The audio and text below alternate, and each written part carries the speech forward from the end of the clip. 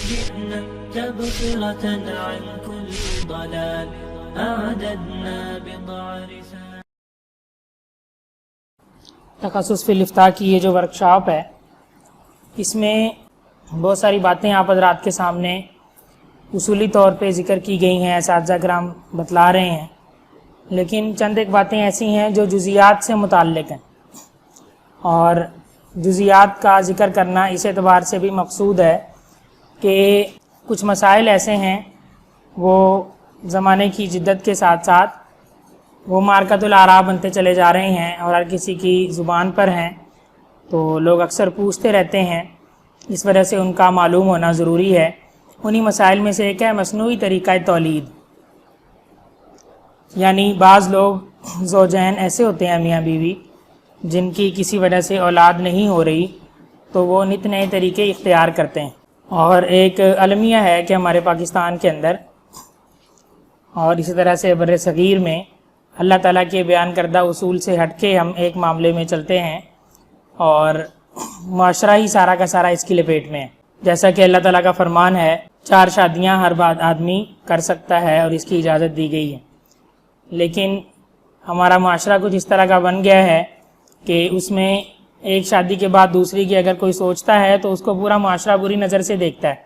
حتیٰ کہ بعض جگہوں پہ علماء اکرام بھی اس کی تنقید کر رہے ہوتے نظر آتے ہیں کہ بھئی دیکھو یہ اس نے دوسری شادی کر لی ہے اور یہ ہے اور یہ ہے۔ تو دوسری شادی اور تیسری شادی اور چوتھی شادی یہ کوئی جرم نہیں ہے، لیکن وہی اس کے لیے قید ہے جو اللہ رب العزت نے بیان فرمائی ہے کہ عدل کرنا یہ لازم اور ضروری ہے، اگر عدل نہیں کر سکتے تو پھر ایک ہی ہے۔ تو اگر ایک آدمی عدل کر سکتا ہے اور عدل کرتا ہے تو اس کو 4 شادیاں کرنے کی کوئی قباحت نہیں ہے، لیکن چونکہ معاشرہ سارا اس کی لپیٹ میں آ چکا ہے تو ایک شادی کے اوپر ہی پھر خواہش ہوتی ہے کہ جی اولاد بھی ہونی چاہیے، تو اللہ تعالیٰ اکثر و بیشتر عطا فرما دیتے ہیں، لیکن اگر کسی کے ساتھ ایسا مسئلہ ہے کہ اولاد نہیں ہو رہی تو لوگ مصنوعی طریقے اختیار کرنے شروع کر دیتے ہیں۔ اس میں سے ایک طریقہ کار وہ جو ہے نا مصنوعی طریقہ تولید جو آج کل رائج ہے، ٹیسٹ ٹیوب بیبی اس کو کہتے ہیں۔ ٹیسٹ ٹیوب یہ ہوتا کیا ہے کہ سائنسی اعتبار سے کہ میاں بیوی دونوں کے جرثومے ان کو اکٹھا لے لیا جاتا ہے، زوج کا بھی اور زوجہ کا بھی، اور دونوں کو ایسا انوائرمنٹ فراہم کیا جاتا ہے، ایسا ماحول اس کو دیا جاتا ہے عورت کے رحم کے اندر جتنا اس کے ٹیمپریچر چاہیے ہوتا ہے وہ ساری چیزیں اس کو اس لیبارٹری کے اندر فراہم کی جاتی ہیں، اور وہاں پہ پھر وہ مضغہ تک کا مرحلہ طے پاتا ہے۔ مضغہ آپ سمجھتے ہیں کہ پہلے نطفہ ہوتا ہے اور اللہ تعالیٰ میاں بیوی دونوں کو نطفے کو ملا دیتے ہیں اور پھر وہ آہستہ آہستہ خون کا لوتھڑا بن جاتا ہے مضغہ، اس کو جنین کہتے ہیں۔ اس کے بعد پھر آہستہ آہستہ اس کی وہ پروان چڑھتا ہے اللہ تعالیٰ کے حکم سے۔ تو وہ جو مضغہ ہے اس کے مضغہ بن جانے کے بعد یہ مضغہ بننے تک کا مرحلہ جو ہے نا یہ مشکل مرحلہ ہوتا ہے کہ بن نہیں پا رہا ہوتا، ملاپ نہیں ہو پا رہا ہوتا، جراثیم آپس میں مل نہیں رہے ہوتے، تو وہ ٹیوبز کے ذریعے سے ان کو ملا کے مضغہ تک کا مرحلہ وہ ٹیوبز میں طے کروا دیتے ہیں۔ اس کے بعد یہ کرتے ہیں کہ بہت سارے یہ بہت مہنگا طریقہ ہے کہ ٹیوب کے اندر ہی سارا اس کا پروسیجر 9 مہینے ہو اور بچے کی ولادت وہیں سے ہو، تو یہ بہت مہنگا بھی ہے، مشکل طریقہ بھی ہے۔ لیکن اس کے علاوہ لوگ یہ کرتے ہیں کہ کسی عورت کو کرائے پہ لے لیا اور اس عورت کو رحم کے اندر وہ داخل کر دیتے ہیں اور وہاں پہ پھر بچے کی پیدائش ہوتی ہے، وہاں بچہ پروان چڑھتا ہے، وہیں سے اس کی پیدائش ہوتی ہے۔ یا پھر اس طرح کرتے ہیں کہ کرائے پہ عورت کو نہیں لیا لیکن بیوی کے اندر خود ایسی صلاحیت موجود ہے کہ بس ملاپ نہیں ہو پا رہا تھا اور اس کے بعد پھر سارا کا سارا سلسلہ اس کے لیے کرنا آسان ہے، تو اسی بیوی کے رحم میں اس کو داخل کر دیتے ہیں اور وہاں سے اس کا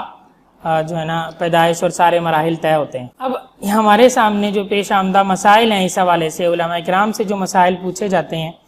تو 3 طرح کے مسائل پیدا ہوتے ہیں۔ یہ تعارف کے حوالے سے یہاں پہ ایک بات جو لکھی ہوئی ہے میں یہی آپ کے سامنے عرض کی ہے، پڑھ کے بھی سنا دیتا ہوں کہ مرد یا عورت کے نطفے یا رحم میں حمل قرار پانے کی صلاحیت نہ ہونے کی بنا پر شوہر کے مادہ منویہ اور اس کے جرثومے غیر فطری طریقے مثلاً حلق وغیرہ، یعنی اس کو نکالنا کسی طریقے سے جس کو ہاتھ کے استعمال سے اور ذرائع سے کیا جا سکتا ہے، تو حاصل کر کے بیوی کے رحم میں غیر فطری طریقے سے ڈالے جاتے ہیں۔ فطری طریقہ تو وہی جماع کا طریقہ ہے،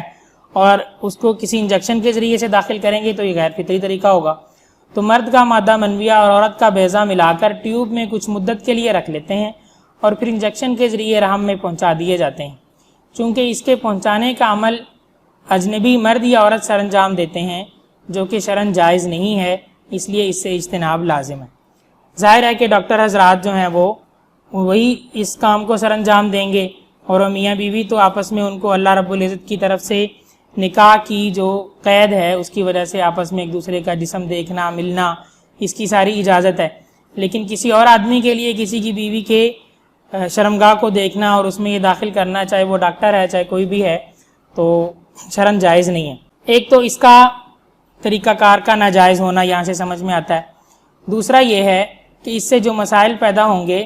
وہ 3 طرح کے مسائل پیدا ہوتے ہیں۔ اس سے پہلے یہ دیکھ لیں کہ وہ کون سا مرحلہ ہے جہاں پہ جا کے واپس رحم کے اندر اس کو منتقل کیا جاتا ہے۔ تو میں نے جیسے پہلے عرض کیا کہ مضغہ، جنین اس کو کہتے ہیں اردو میں، تو یہ مضغہ لوتھڑا بننے تک کا مرحلہ یہ ٹیوبز میں طے پاتا ہے۔ ٹیسٹ ٹیوب کی شکل کیا ہوتی ہے، کس طرح کی ہوتی ہیں؟ تو یہ ٹیسٹ ٹیوب کچھ اس طرح کی ہوتی ہیں۔ اس کے اندر مضغہ تک کا بننے کا مرحلہ چھوٹا سا وہ مضغہ ہوتا ہے، وہ اس کے اندر تیار ہو جاتا ہے، ایٹماسفیئر اور ٹیمپریچر اس کو اس طرح سے دیا جاتا ہے۔ اگر کسی ڈاکٹر سے ٹیسٹ ٹیوب بیبی کا طریقہ کار معلوم کر کے شوہر اپنا مادہ منویہ خود یا بیوی اپنے شوہر کا مادہ منویہ اپنے رحم میں داخل کرے اور اس میں کسی تیسرے فرد کا بالکل عمل دخل نہ ہو،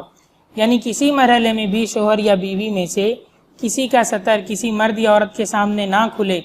اور نہ ہی چھوئے، تو پھر اس کی گنجائش ہے کہ میاں بیوی خود اس طریقہ کار کو ڈاکٹروں سے معلوم کر لیں اور اپنے مادے کو خود حاصل کر کے اس ٹیوب تک پہنچا سکیں اور پھر ان کے حوالے کر دیں جہاں جہاں پہ انہوں نے جو پروسیجر کرنا ہے وہ کر لیں گے، تو اس میں شرم و حیا بھی باقی رہتی ہے۔ یہاں تک تو گنجائش ہے۔ اور واپس پھر جو اس کے داخلے کا مرحلہ ہے اس میں بھی اگر ڈاکٹرز ان کو دے دیں اور طریقہ کار بتلا دیں اور وہ خود شوہر جو ہے اپنی بیوی کے رحم میں اس کو داخل کر دے، تو یہاں تک کا جو پروسیجر ہے یہ سارا جائز ہو جائے گا، لیکن عام طور پہ ایسا ہوتا نہیں ہے۔ کسی اجنبی مرد و عورت سے یہ عمل کروانا ناجائز بھی ہے، حرام بھی۔ اس سے پیدا ہونے والے مسائل: نمبر 1، ثبوت نسب کا مسئلہ۔ ٹیسٹ ٹیوب بیبی تیار کیا گیا ہے، ٹیوب کے اندر بچے کی نشو نما ہوئی ہے، تو اس کا باپ کون ہوگا؟ یہ مسئلہ پیدا ہوتا ہے۔ اگر تو میاں بیوی نے خود یہ سارا معاملہ کیا اور ٹیوبز کے ذریعے سے ہی بچہ پیدا ہوا، یا دوبارہ اسی کی بیوی کے رحم میں اس کو داخل کیا گیا تھا، پھر تو یہ دونوں آپس میں میاں بیوی ہیں اور یہی اس کا بچے کا باپ کہلائے گا جس کا نطفہ ہے۔ لیکن اگر کسی دوسری عورت کے رحم میں اس کو رکھا گیا اور اس کی بیوی کے رحم میں بچہ پیدا کرنے کی صلاحیت نہیں ہے، کسی اور عورت کے رحم میں اس کو رکھا گیا، چاہے اس پہ کرائے پہ لیا گیا ہے، تو پھر اس میں 2 پہلو ہوتے ہیں کہ وہ عورت جس کو لیا گیا، جس کے رحم میں رکھا گیا، وہ شادی شدہ ہے یا نہیں ہے۔ شادی شدہ ہے تو پھر مسئلہ اور ہوگا، غیر شادی شدہ ہے تو پھر مسئلہ اور ہوگا۔ آگے اس کی تفصیل انشاءاللہ آ رہی ہے۔ تو ثبوت نسب کے حوالے سے مسائل پیدا ہوتے ہیں کہ یہ بچے کا باپ کون ہوگا۔ نمبر 2، حقیقی ماں ہونے کا مسئلہ۔ بیضہ تو کسی اور عورت کا ہے اور ٹیوبز کے اندر اس کو اس کی نشو نما کی گئی ہے، کسی اور عورت کے رحم میں اس کو داخل کر دیا گیا ہے، پیدائش وہاں سے ہوئی ہے اور بیضہ اس کا ہے، نطفہ کسی اور کا ہے، تو اب یہ ماں اس کی کون ہوگی؟ اور اب آپ یہ بھی دیکھیں اس میں کہ نطفہ کسی غیر مرد کا ہے، ملایا گیا ہے ٹیوب کے اندر، تیسری جس عورت کے رحم میں آپ اس کو رکھ رہے ہیں اس کے رحم میں اس مرد کے نطفے کو پہنچانا، یہ کیسا عمل ہے؟ حالانکہ اس کا اس سے کوئی تعلق نہیں ہے۔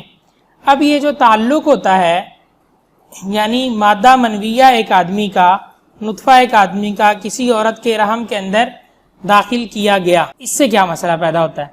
اس سے حرمت مصاہرت کے مسائل پیدا ہوتے ہیں۔ حرمت مصاہرت کے مسائل کے حوالے سے آپ حضرات نے یہ ضابطہ دیکھا ہوا ہے کہ حنفیہ کا موقف یہ ہے کہ اگر کوئی آدمی کسی عورت کو چھو بھی لیتا ہے شہوت سے تو اس سے بھی حرمت مصاہرت ثابت ہو جاتی ہے۔ وجہ کیا ہے کہ یہ شہوت کے ساتھ چھونا یہ کیا ہے؟ دواعی وطی میں سے ہے، اور وطی کا مقصود کیا ہوتا ہے؟ نطفے کو رحم تک پہنچانا۔ اگر نطفے کا پہنچنا غیر یقینی ہو جائے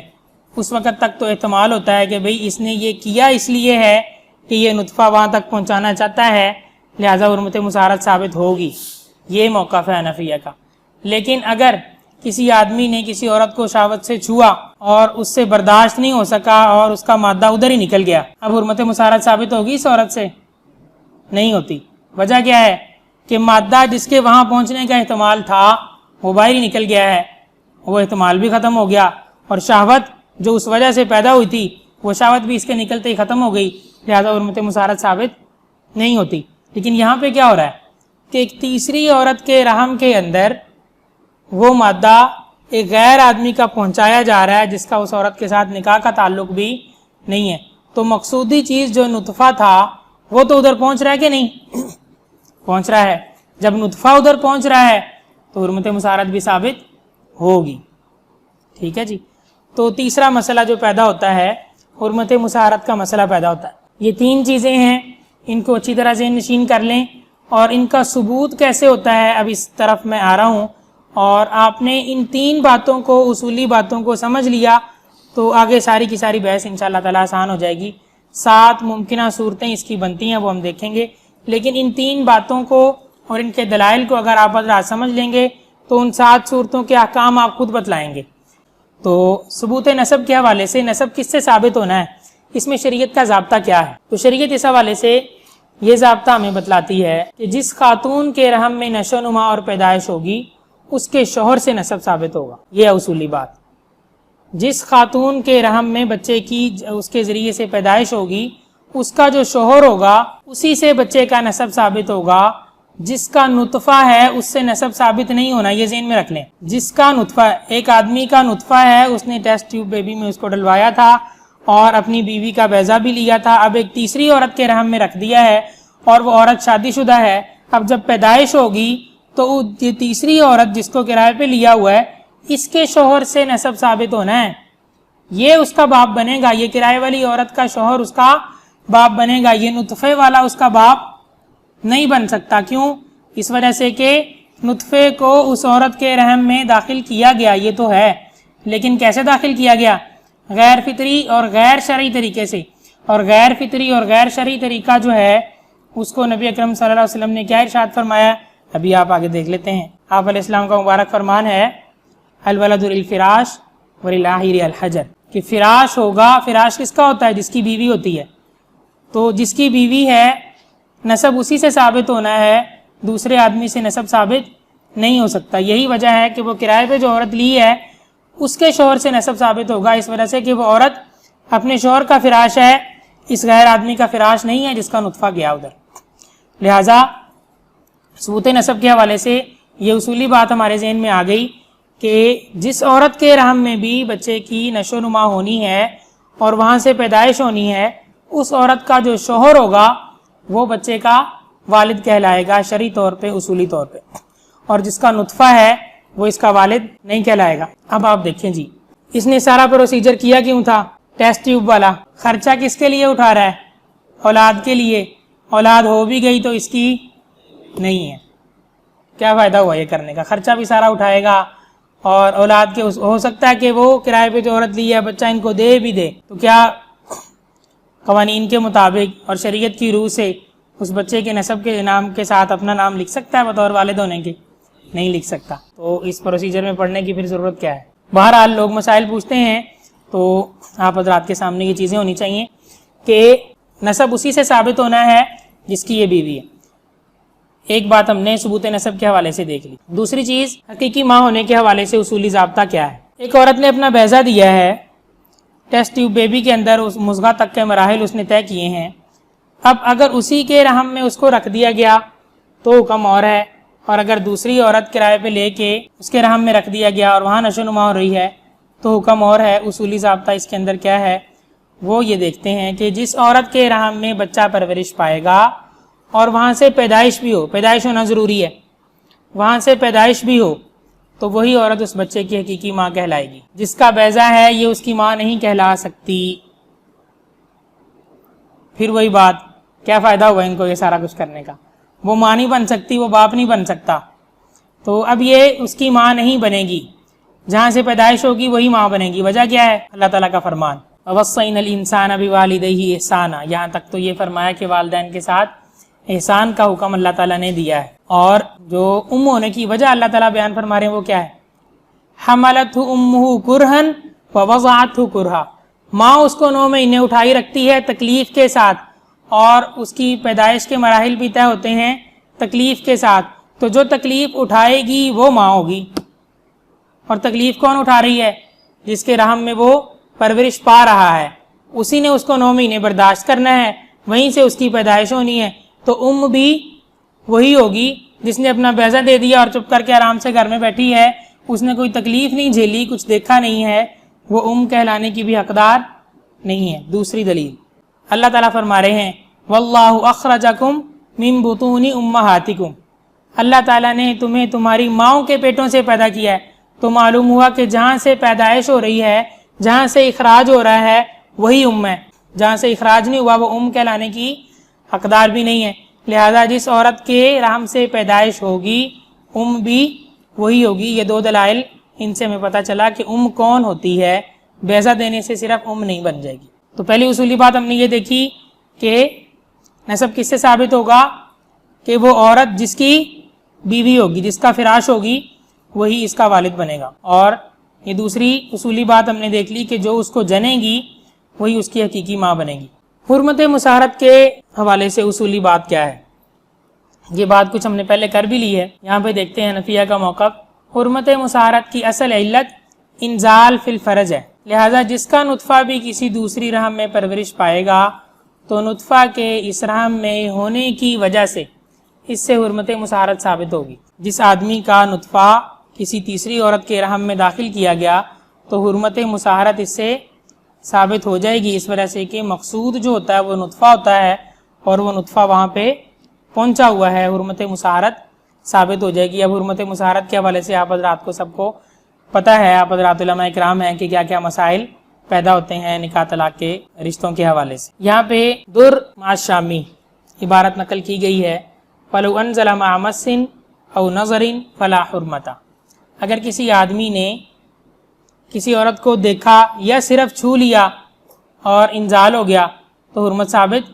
نہیں ہوتی۔ وجہ کیا ہے؟ کہ مقصودی چیز جو نطفہ ہے وہ باہر ہی رہ گیا، تو حرمت کیسے ثابت ہونی ہے؟ آگے یہ بھی لکھ دیا بِهِ یفتیٰ، فتویٰ بھی اسی پر ہے۔ آگے جو در کی عبارت ہے اس پہ علامہ شامی رحمہ اللہ کلام فرما رہے ہیں قولہ فلا حرمۃ لأنہ بلا انزال، اس وجہ سے کہ یہ انزال کے بغیر ہے۔ تبین انہ غیر مفضی للوطی، جب باہر ہی اس کا انزال ہو گیا تو یہ بات تو ثابت ہو گئی کہ یہ مفضی للوطی نہیں ہے، کیونکہ وطی اب ہو ہی نہیں سکتی، انزال باہر ہو گیا۔ تو آگے فرماتے ہیں ان الحرمۃ عند ابتداء المس بشہوۃ کان حکمها موقوفا، جب چھوا جاتا ہے اس وقت تک تو حرمت کا حکم موقوف رہتا ہے، الی ان یتبین بالانزال، اور یہ حکم واضح ہو جاتا ہے انزال ہونے کے ساتھ۔ اگر انزال باہر ہی ہو گیا تو حکم واضح ہو گیا، اس سے پہلے حکم موقوف تھا، اس وجہ سے حرمت کا حکم لگا رہے تھے۔ فإن انزل لم تثبت والا تثبت، اگر انزال باہر ہی ہو جائے گا تو ثبوت نہیں ہوگا حرمت کا، ورنہ اس کا ثبوت ہوگا۔ جی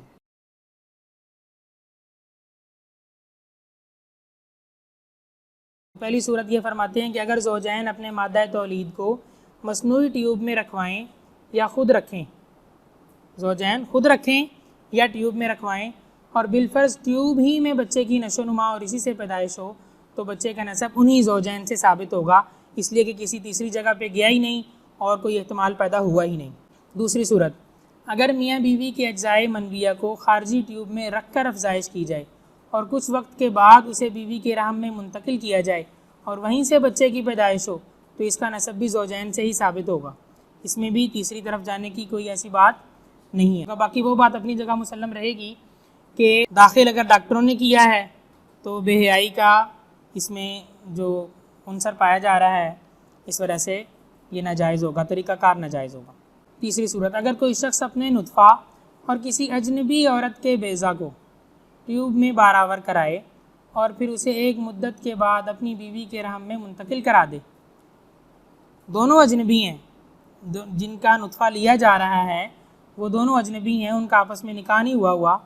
ان دونوں کے نطفے لے کے اپنی بیوی کے رحم میں منتقل کرا دے اور بیوی کے رحم ہی سے بچے کی ولادت ہو، تو یہ عمل شرعاً ناجائز اور حرام ہے۔ لیکن جو بچہ پیدا ہوگا اس کا نسب زوجین سے ثابت ہو جائے گا، ان سے نہیں ہوگا جن کے نطفے ہیں۔ وجہ وہی ہے کہ الولد للفراش، اور یہاں پہ حقیقی ماں پیدائش کی وجہ سے یہی کہلائے گی۔ تو لیکن جو بچہ اس سے پیدا ہوگا نسب زوجین سے ثابت ہوگا۔ جس عورت کے بیضے استعمال کیے گئے ہیں اس سے نسب کا تعلق نہیں ہوگا، البتہ اس سے حرمت مصاہرت ضرور ثابت ہو جائے گی